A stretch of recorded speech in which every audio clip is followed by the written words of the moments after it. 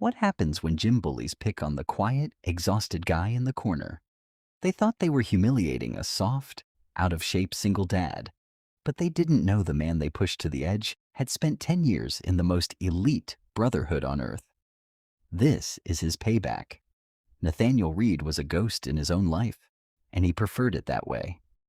At 36, the lines around his eyes spoke of a man who had lived 3 lifetimes. Though most people who saw him at the local grocery store in Austin, Texas, just saw a tired single father.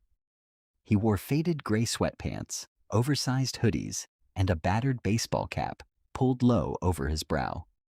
His days were a meticulously orchestrated routine of packing lunchboxes, driving his 6-year-old daughter Chloe to first grade, working long hours as an independent logistics consultant, and trying to keep the house from falling apart. Since his wife passed away 3 years earlier from a sudden, aggressive illness, Nathaniel had buried his past.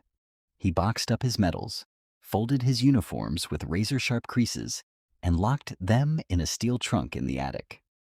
For 10 years, Nathaniel had been an operator in the United States Navy SEALs. He had waded through the freezing surf of Coronado during Bud/LS Class 274, survived the blistering heat of Fallujah, and executed night raids in the jagged mountains of the Hindu Kush. He knew what it felt like to have a man's life fade out under his hands. And he knew the metallic scent of adrenaline and fear. But Chloe didn't need a warrior. She needed a dad. She needed someone who could braid her hair, albeit poorly, and make dinosaur-shaped pancakes on Sunday mornings. So Nathaniel became soft-spoken, patient, and completely unassuming. His only solitary refuge was Ironclad Athletics, a sprawling, warehouse-style gym on the outskirts of the city. He didn't go there to socialize. He went to keep the demons at bay. He worked out at 6 p.m., right after picking Chloe up from her after-school program. The gym owner, a gruff but kind-hearted retired firefighter named Samuel Jenkins, allowed Chloe to sit in the glass-walled manager's office with her coloring books while Nathaniel trained. Nathaniel always kept his workouts basic but brutal. Heavy deadlifts, strict pull-ups, and long, grueling rounds on the heavy bag in the back corner. He wore heavy sweatshirts even in the Texas heat, hiding the thick, corded muscle and the jagged shrapnel scar that crawled up his left shoulder. To the casual observer, he just looked like a chunky middle-aged dad trying to sweat out his frustrations. Enter Gavin and Garrett Foster. If Nathaniel was a ghost, the Foster twins were a neon sign strapped to a siren. At 24, they were trust fund kids who had parlayed their parents' real estate fortune into a localized social media empire. They were undeniably athletic. Both held black belts in Brazilian Jiu-Jitsu and a flashy, competitive style of Taekwondo. They were tall, lean, covered in matching tribal tattoos, and wore custom-tailored compression gear that screamed for attention. They didn't just work out, they performed. Every session was a production complete with ring lights, tripods, and a constantly rolling camera for their tens of thousands of followers. They were the self-proclaimed alpha males of Ironclad Athletics, loudly criticizing other members' form, dropping weights for dramatic effect, and generally treating the gym as their personal playground. Samuel, the owner, hated their behavior, but they paid for premium memberships and brought in a younger demographic, so he reluctantly tolerated them. Nathaniel actively avoided the twins. His military training had hardwired him to identify threats and liabilities, and the Fosters were walking liabilities. They lacked discipline. They lacked respect. They were boys playing at being dangerous men. The first crack in the ice happened on a humid Tuesday evening. Nathaniel was running short on time. He had promised Chloe they would get ice cream if she finished her math homework, and she was currently pressing her face against the glass of the office, holding up a completed worksheet with a toothy grin. Nathaniel walked over to the only available squat rack to finish his final set. The Foster twins were currently using the adjacent rack, but they had effectively taken over both, using the second barbell to hold their expensive gym bags in a makeshift tripod. "Excuse me," Nathaniel said, his voice a low, gravelly rumble. Are you guys using this bar? Gavin, the older twin by 4 minutes, paused mid-pose in the mirror. He slowly turned, looking Nathaniel up and down with undisguised contempt. He took in the baggy, sweat-stained hoodie, the frayed New Balance sneakers, and the slightly slouched posture Nathaniel adopted to appear non-threatening. Yeah, old man, Gavin smirked, adjusting the strap of his designer gym bag on the barbell. We're using it to hold our gear. The lighting is better on this side of the room. I just need it for one set, Nathaniel said mildly, keeping his hands open and non-confrontational. I'll be out of your way in 3 minutes. Garrett laughed, a sharp nasal sound, as he adjusted his phone on the tripod. 3 minutes, bro. Looking at you, a heavy set of squats might blow out a kneecap. We're filming content for our sponsors. Go use the leg press machine with the other soccer moms. A flicker of cold, dead-eyed stillness passed over Nathaniel's face. It was the same look he had given an insurgent across a dusty room in Ramadi a decade ago. It was a look that communicated, without a single word, that the person on the receiving end was existing solely because Nathaniel allowed it. But then, he looked over at the glass office. Chloe was waving. The coldness evaporated. Nathaniel let out a soft, self-deprecating chuckle, rubbing the back of his neck. All right, guys, no problem. Keep up the good work. He walked away. Behind him, Gavin scoffed loudly. That's what I thought. Beta energy. Nathaniel heard it. He didn't care. Ego was a liability on the battlefield, and it was a liability in civilian life. He packed up his gear, collected his daughter, and went to get mint chocolate chip ice cream. He thought the interaction was over. He had no idea that the Vipers had just found their new favorite prey. A week passed. The tension in the gym hadn't dissipated. It had mutated. The Foster twins had realized something dangerous. Nathaniel wouldn't fight back. In their twisted, clout-chasing minds, a man who wouldn't defend himself was the perfect prop. They needed a foil for their alpha mindset videos, someone to represent the weak, complacent modern man they constantly preached against on their podcasts. Nathaniel, the quiet, baggy-clothed dad, fit the bill perfectly. It happened on a Friday. The gym was packed. The heavy bass of the gym's sound system thumped against the concrete walls. Chloe was sitting on a bench near the heavy bags, this time safely out of the way of the weights, intently focused on drawing a picture of a golden retriever with a large box of crayons. Nathaniel was wrapping his hands. He took his time, lacing the white cotton fabric between his knuckles with practiced precision. He stepped up to the heavy bag, keeping his breathing measured. He wasn't throwing knockout blows. He was working on muscle memory, slipping invisible jabs, pivoting on the balls of his feet, and throwing crisp, controlled combinations. Pop, pop, thud. He was so in the zone that he didn't notice the tripod being set up 10 feet away. Hey, check out the lethal weapon over here. The loud, mocking voice cut through Nathaniel's focus. He lowered his hands, chest heaving slightly, and turned. Gavin and Garrett were standing there, both shirtless, gleaming with sweat. Garrett was holding his phone on a gimbal, the little red recording light glowing ominously. Gavin was standing in front of Nathaniel, a wide, predatory grin on his face. Look at this footwork, guys, Gavin said directly into the camera lens. This is exactly what we talk about on the stream.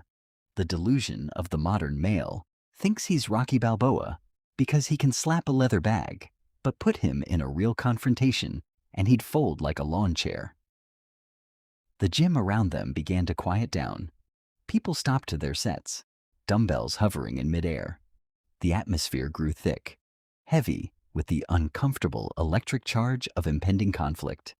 Nathaniel unvelcroed his hand wraps, his face an impassive mask.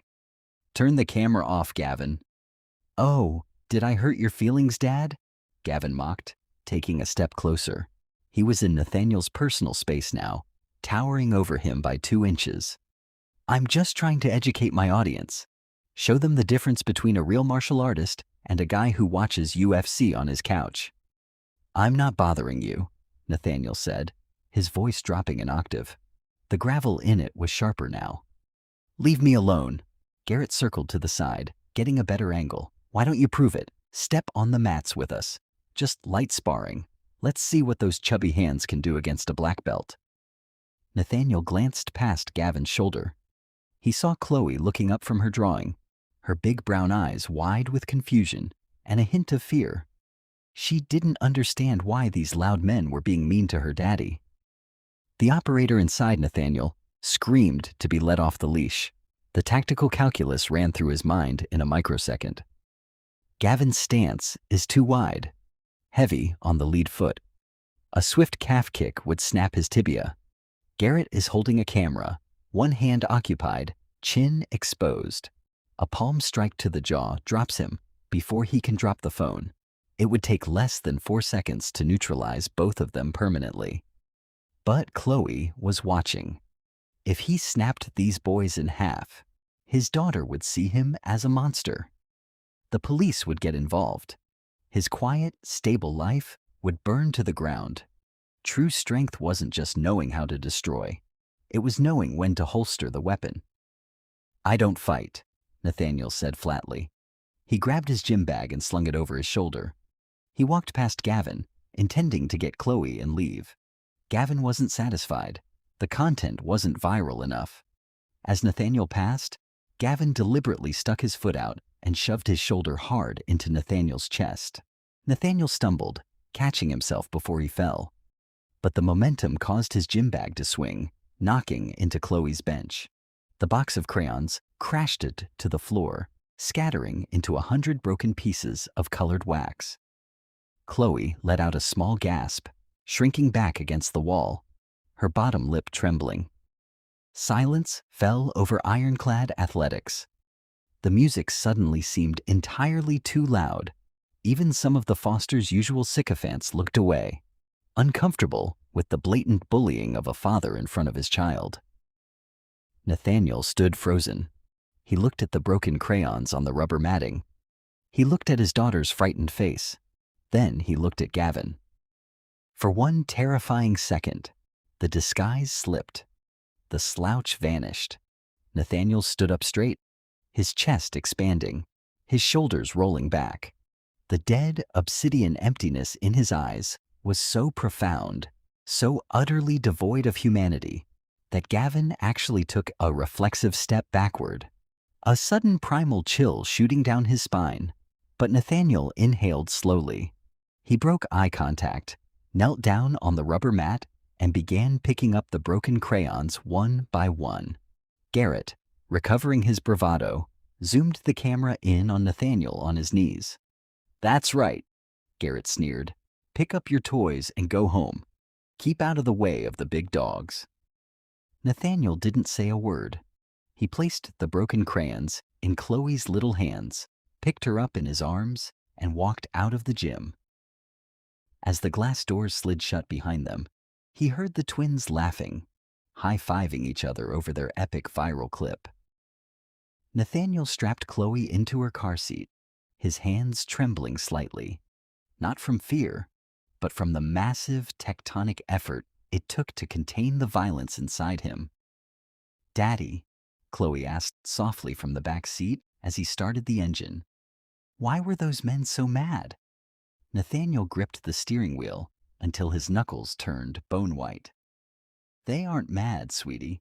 They're just confused about what makes a man strong. Are you strong, Daddy? Nathaniel looked at her in the rearview mirror.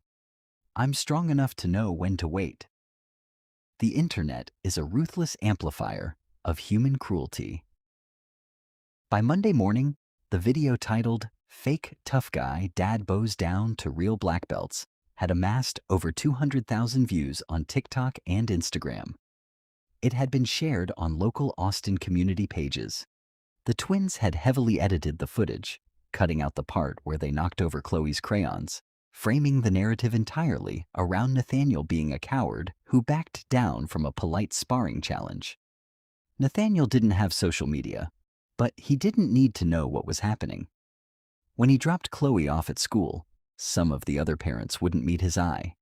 The gym owner, Samuel, called him personally to apologize, and offered to ban the twins, but Nathaniel politely declined. The breaking point didn't come from the humiliation itself. It came from a phone call on a rainy Wednesday night. Nathaniel was at his kitchen table reviewing logistics contracts when his cell phone buzzed. The caller ID simply read Tommy. Tommy was a man built like a Sherman tank, a fellow retired SEAL who had served with Nathaniel in SEAL Team 3. They had bled together in the dirt of foreign countries. Tommy was currently running a tactical training facility out in West Texas. Nathaniel answered, "Hey, Tommy, brother." Tommy's deep, gravelly voice echoed through the speaker. There was no greeting, no small talk. "Tell me I didn't just see a couple of spray-tanned fitness influencers punk the man who carried me out of a burning compound in Fallujah." Nathaniel sighed, rubbing his temples. "You saw the video." "Half my staff saw the video." "Nate, what the hell is going on? Since when do you let boys like that breathe the same air as you, let alone put their hands on you?" "Chloe was there, Tom," Nathaniel said, his voice tightening. "I'm not bringing that part of my life into hers. I told you I buried that guy." "You don't bury who you are, Nate. You just put him to sleep," Tommy replied, dead serious. "Look, I get it. You're a dad first. But let me ask you a question.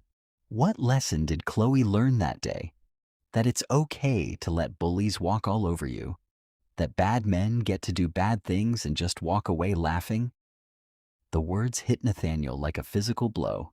He looked across the living room at Chloe's backpack resting by the door. He had spent his entire military career standing between the innocent and the wolves. Was he really going to let his own daughter watch him play the sheep? "What do you suggest I do, Tommy? I can't just jump them in the parking lot. I'm not a thug." Tommy chuckled, a dark, low sound. "You're a tactician, brother. You don't fight them in the street. You fight them where they think they are gods. You fight them in the light where they have nowhere to hide." The next day, Nathaniel drove to Ironclad Athletics alone during his lunch break. He walked straight into Samuel's office. Samuel looked up from his ledger, his face etched with guilt. "Nate, look man, I'm serious.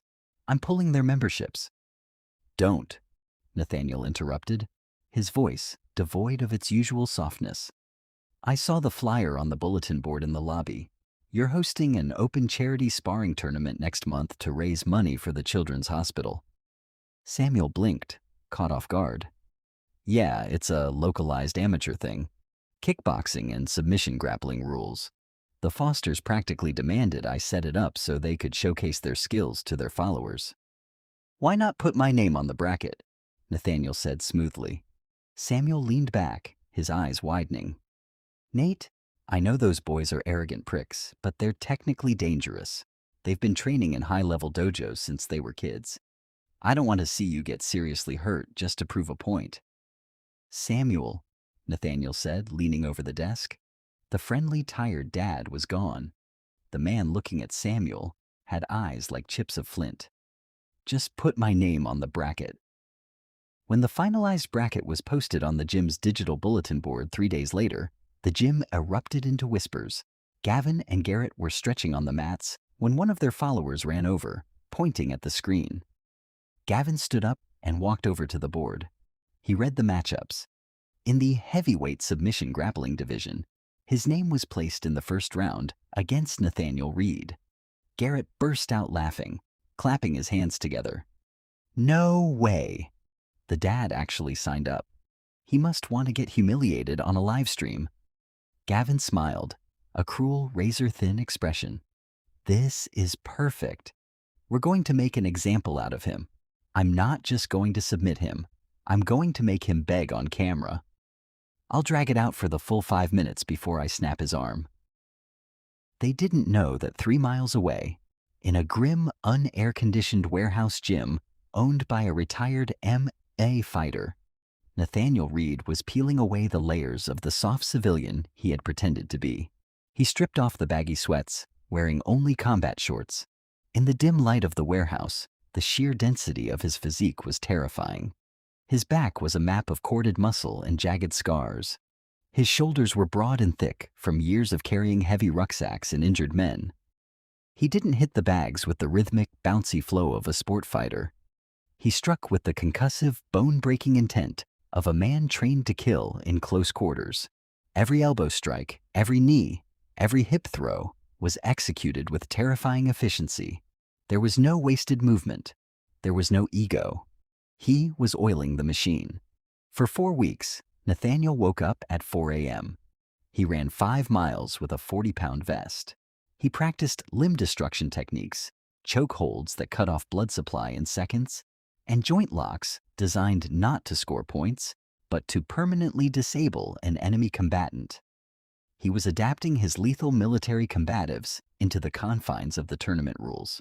He would play their game, but he would play it with a level of violence they couldn't even comprehend. On the morning of the tournament, the atmosphere at Ironclad Athletics was electric. Bleachers had been pulled out, local food trucks were parked outside, and a massive ring with padded mats had been set up in the center of the facility. The Foster twins were in their element, surrounded by an entourage, wearing matching custom rash guards, talking loudly into cameras and predicting first-round stoppages. Nathaniel arrived quietly through the back door. He wore a simple black t-shirt and dark shorts. He carried a small duffel bag. He didn't look angry. He didn't look nervous. His heart rate was resting at a cool 50 beats per minute. As he wrapped his hands in the locker room, he looked at his phone. His lock screen was a picture of Chloe. He locked the phone and slid it into his bag. He was done waiting. The trap was set. The cameras were rolling. And the vipers had willingly crawled into the cage with a monster. The atmosphere inside Ironclad Athletics was a suffocating blend of Axe body spray, stale sweat, and cheap energy drinks. The charity tournament had drawn a crowd of over 300 people, packed shoulder to shoulder around the elevated, fenced-in grappling mat. Above the center ring, a large digital clock glowed in stark red numbers. Gavin Foster was holding court in the blue corner. He looked less like a martial artist and more like a WWE superstar making a pay-per-view entrance. He wore compression shorts adorned with his channel's logo, his skin coated in a thin sheen of baby oil to highlight his vascularity.